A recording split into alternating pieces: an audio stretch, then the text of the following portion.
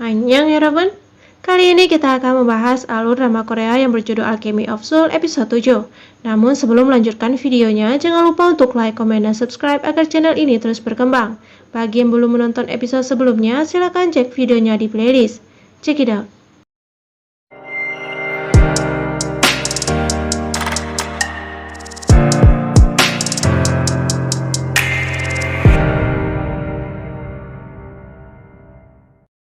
Di masa lalu, Daeyeon mengalami kemarau panjang sampai harus melakukan ritual untuk menurunkan hujan. Lalu turunlah hujan es, namun ada satu bongkahan es yang tak mencair, yaitu batu es. Banyak kekacauan terjadi karena batu itu.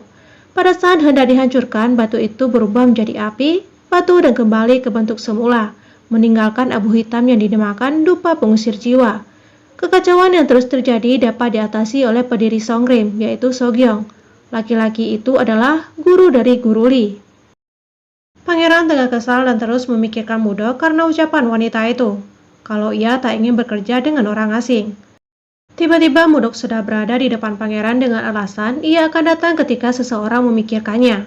Pangeran menyerahkan miras yang tak disukai oleh Mudok, tapi kali ini ia menikmati minuman itu, yang membuat pangeran mendekat dan menanyakan siapa ia sebenarnya. Ah, aku ketahuan. 저하, 넌 무엇이냐? 들켰네.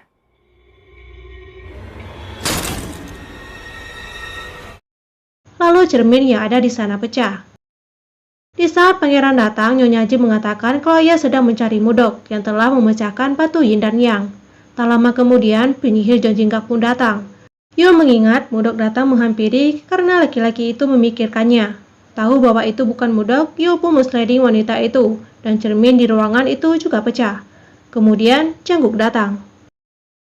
Kasim menyerahkan benda untuk Jinmu dari seseorang. Begitu Kasim itu pergi, Jinmu meminta bawahannya itu untuk menjalani peran tersebut. Namun laki-laki itu terlihat enggan. Ia akan memanfaatkan naksu untuk masuk ke tubuh yang ia inginkan. Jangguk meminta maaf atas apa yang telah Mudok lakukan. Setelah menerima permintaan maaf itu, tanpa basa-basi ia meminta untuk membukakan pintu Jinyowon. 무덕을 찾아야죠. 그럼 그러십시오. 허락해 주셨으니 열어주시죠. 요기와 법기가 가득한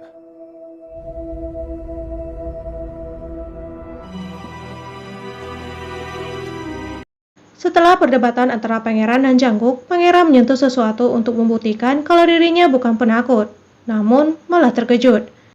Yul memperingati untuk tetap berhati-hati. Yul sebenarnya juga terkejut sampai kehilangan arah, dan Jangguk menegurnya. Sedangkan di dalam cermin, Mudok mengingat saat melarikan diri sampai ia bisa berada di Jinyowon, sedangkan Choyeon yang melihat langsung menutup pintunya. Saat berada di dalam Jinyowon, Mudok melihat pantulan dirinya, kemudian menyentuh cermin hingga tersedot ke dalam. Mudok berusaha untuk keluar dari sana, namun gagal. Choyeon bertanya-tanya apakah Mudok sudah meninggoy. Di dalam sana, pangeran mengatakan kalau ia dihampiri oleh Mudok karena memikirkannya. Mendengar kata cermin, akhirnya mereka menuju ke sebuah cermin yang ada di dalam sana. Yun memberitahu bahwa Mudok berada di dalam cermin. Ternyata cermin ilusi itu bisa menelan manusia dan datang menemui orang-orang yang dirindukannya. Nyonya Jin tidak dapat mengeluarkan Mudok dari sana karena itu terlalu berbahaya. Bahkan setelah Choyeon menyerahkan batu Yin dan Yang, Nyonya Jin tetap menolak. Di dalam Jangguk berusaha untuk memecahkan cermin ilusi itu, tetapi tak berhasil, yang membuat ia menutup cermin tersebut. Begitu cermin itu ditutup, cermin-cermin yang lain menghilang, dan setelah itu mendengar suara Jangguk yang memanggil namanya. Di luar, Paman Park datang, lalu meminta Yul agar membawa Jangguk keluar. Jangguk tak tahu harus melakukan apa. Sekarang Jangguk sadar kalau ia merindukan Mudok saat tak melihatnya. 네가 안 보이니까 무덕아 보고 싶어. Relik-relik di sana mengucapkan kata-kata kalau di sana ada gadis buta. Cermin tersebut terlihat retak dan memancarkan cahaya yang sangat terang dan kemudian pecah. Jangguk keluar dengan membawa Mudok. Mau tidak mau, Choyeon mengatakan kalau dirinya yang telah memecahkan batu itu. Dan perihal cermin tersebut, mungkin ia tak sengaja memecahkannya. Dan Mudok yang terkurung, ia juga membenarkan. Tapi ia tidak tahu bagaimana cara Mudok masuk. Mereka bersepakat untuk menutup kejadian tersebut untuk menjaga nama baik Nyonya Jin. Mudok datang dengan mata yang ditutup akibat cahaya yang terang itu. Lalu satu persatu menanyakan dan mengajak Mudok bersama mereka. Janggook datang menggenggam tangan Mudok lalu menarik untuk ikut bersamanya. 집에 가자.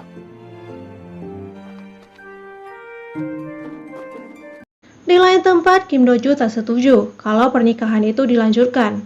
Apalagi sikap Nyonya Jin yang tetap ingin menutup pintu tadi. Pak Mampar mengatakan kalau harus bersikap kejam demi kebaikan. Kim Do-ju mengumpamakan dirinya di posisi itu, dan apakah Pak Mampar akan melakukan hal yang sama? Pak Mampar berkata kalau ia menutup pintu itu hatinya akan hancur. Janggook bertemu dengan Nyonya Jin meminta untuk mempertimbangkan kembali keputusan untuk menjadikannya menantu. Perihal ia bukan anak Janggang. Di jalan, Janggook bertemu dengan Jinmu. Laki-laki itu menanyakan tangan Janggook yang masih terikat, yang hanya dijawab ya oleh Janggook, yang terlihat gurah kesal di wajah laki-laki itu. Jinmu menolak kalau Janggook menikah dengan Choyeon, dan ia menyarankan putra mahkota, agar kelak Choyeon menjadi pemimpin negeri ini, sedangkan ia akan berusaha sekuat tenaga untuk menemukan Buyeon. Janggook menanyakan alasan ia memikirkan Mudok. Yul juga heran kenapa Mudok yang datang. Dan lagi-lagi Yul kehilangan arah, yang membuat Janggook heran apa yang membuat Yul kaget. 야, 유라. 이쪽으로 가야지. 괜찮아질 거야. Di jalan mereka melihat ada barang yang masuk dan yakin kalau di sana ada barang seserahan Choyeon. Ada kesalahan yang dilakukan hingga membuat burung lepas. Yul melihat Mudok yang tengah meniup seruling membuat ia mengaitkan beberapa kejadian yang telah terjadi. Hantu Mudok datang ketika ia memikirkannya. Mudok mengatakan kalau Dahyanggu pada musim dingin tidak terlalu buruk. Naksu yang melakukan pemindahan jiwa dan semua kejadian itu membuat Yul mengambil keputusan kalau Mudok adalah Naksu. Merasa ada yang mengikutinya, Mudok bersembunyi, namun ia malah terkejut karena ada bawahan Jinmu seraya menunjukkan gambar lencana yang ia tinggalkan di Dahyanggu. Di dermaga, Janggook telah menunggu Mudok. Begitu sampai, Mudok meminta agar mereka ke kuil terdekat saja.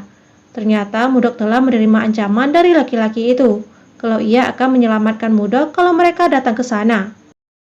Janggook mengatakan kalau pernikahannya dibatalkan dan ia juga diberikan batu yin dan yang dan menyerahkan satu batu itu untuk Mudok agar mereka terus sebukan dan saling menjaga kesetiaan. Mendengar itu, Mudok meminta agar mereka berpisah dan ia akan kembali ke tempatnya karena walau bagaimanapun mereka tak bisa bersama. Tuan Hyo memberitahu kalau dulu ayahnya Naksu adalah pemindahan jiwa yang hilang kendali. Ketika mereka sampai di sana, semua tampak kacau. Jadi wajar saja kalau Naksu berpikir ayahnya disleding. Yul ingat saat Naksu mengayunkan pedang ke arah bunga dan ia mengatakan akan melakukan hal yang sama kalau mereka bertemu lagi. Pak Mappa bertemu dengan Jinmu untuk membahas Chochung penyihir 20 tahun yang lalu. Ternyata 20 tahun yang lalu pencatatan bintang sempat hilang di hari lahir Janggook dan kematian Dohua. Pak Mampar ingat kalau Janggang pernah mengatakan kalau ia telah menyeludupkan pencatatan bintang pada hari itu.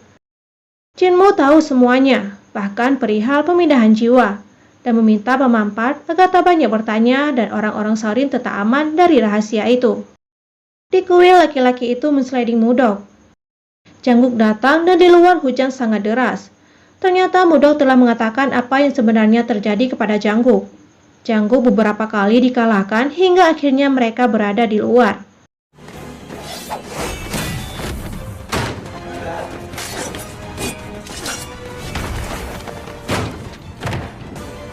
Mudok memberikan isyarat agar menggunakan teknik tansu. Kali ini teknik itu berhasil Janggook lakukan yang membuat laki-laki itu terluka.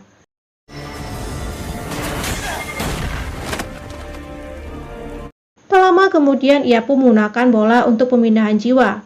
Dengan refleks, Mudok melindungi Janggook. Hingga kedua laki-laki itu akhirnya berada di posisi untuk menukarkan jiwa. Dan episode 7 pun berakhir, lanjut episode 8.